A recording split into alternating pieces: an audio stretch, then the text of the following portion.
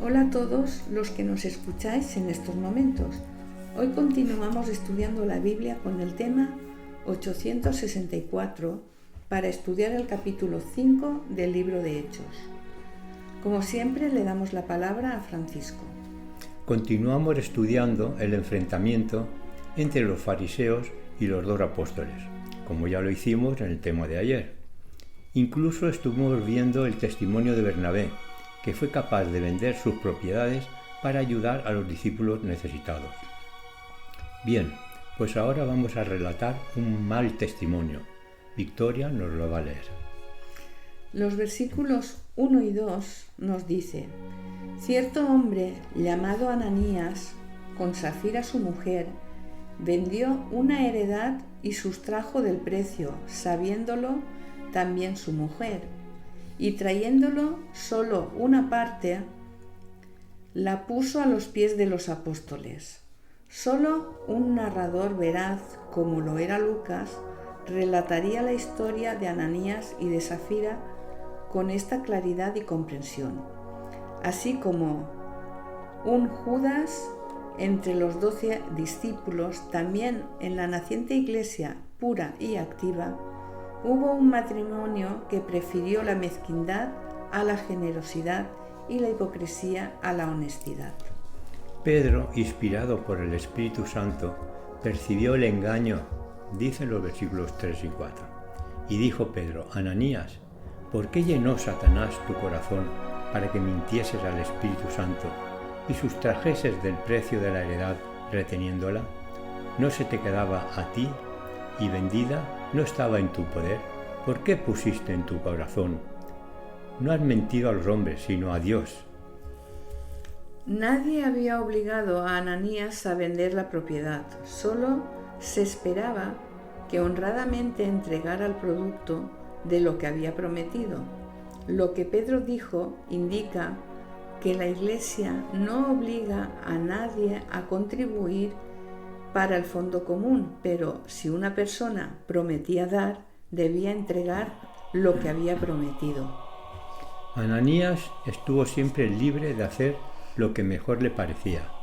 Es posible que la parte que retuvo no fuera grande y podría haberse guardado mucho más si lo hubiera hecho de forma honrada.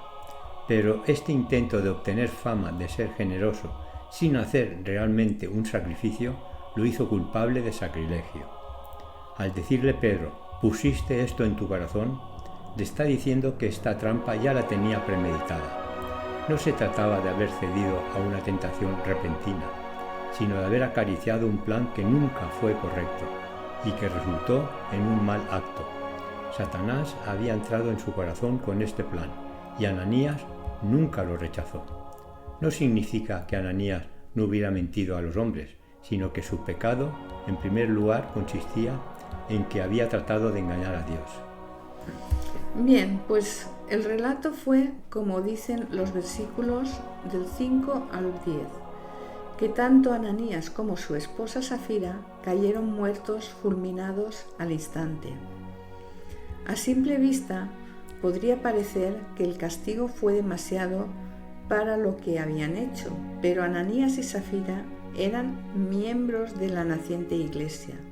Quizás habían recibido algunos de los dones del Espíritu, pero siguiendo a un espíritu falso, habían cometido un acto sacrílego. Si no recibían un castigo visible en esos primeros días de la Iglesia, tales actos de engaño podrían haber sofocado la obra de los apóstoles. Dios intervino en este caso para salvar a su Iglesia de mayores males y peligros. Hemos de tener en cuenta que al hacerles Pedro la pregunta del fraude, estaba intentando que ellos dijesen que se arrepentían. Pero el caso es que lo reconocieron, pero no se arrepintieron. Quizás les ocurrió como a Judas, que pensaría que el Señor ya no los perdonaría. El versículo 12 nos indica la labor de los discípulos. Dice así: y por la mano de los apóstoles se hacían muchas señales y prodigios en el pueblo, y estaban todos unánimes en el pórtico de Salomón. La iglesia primitiva surgió dentro de un ambiente de milagros, así como había transcurrido el ministerio de Cristo. La tragedia de Ananías y Safira fue seguida por milagros de curación y de bendición para los apóstoles. En los versículos 14, 15 y 16 podemos ver los resultados del trabajo de los discípulos dirigidos por el Espíritu Santo. Dicen así: y los que creían en el Señor aumentaban más, gran número así de hombres como de mujeres, tanto que sacaban los enfermos a las calles y los ponían en camas y lechos para que al pasar Pedro, a lo menos su sombra cayese sobre alguno de ellos. Y aún de las ciudades vecinas muchos venían a Jerusalén, trayendo enfermos y atormentados de espíritus inmundos, y todos eran sanados. La fama de la Iglesia y de sus dirigentes se extendió por todas partes. Todo este despertar religioso producido por la intervención de los discípulos y con la ayuda del Espíritu Santo, hizo estallar un conflicto tremendo en el Sanedrín. Dice el versículo 17: entonces, levantándose el sumo sacerdote y todos los que estaban con él, esto es, la secta de los saduceos, se llenaron de celos. Dice el versículo 18 que metieron en la cárcel a los apóstoles. Leo los versículos 19 y 20, en los cuales podemos ver qué directrices les indica el Señor. Dicen así: mas un ángel del Señor, abriendo de noche las puertas de la cárcel y sacándolos, dijo: id, y puestos en pie en el templo, anunciad al pueblo todas las palabras de esta vida. Las autoridades encarcelaron a los apóstoles, pero el ángel los libertó.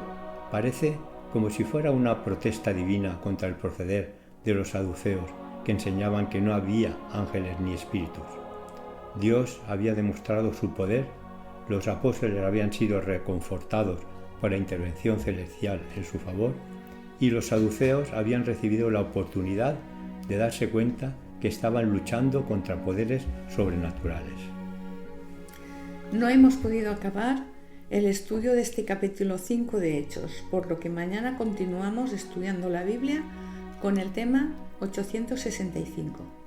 Bendiciones y hasta mañana.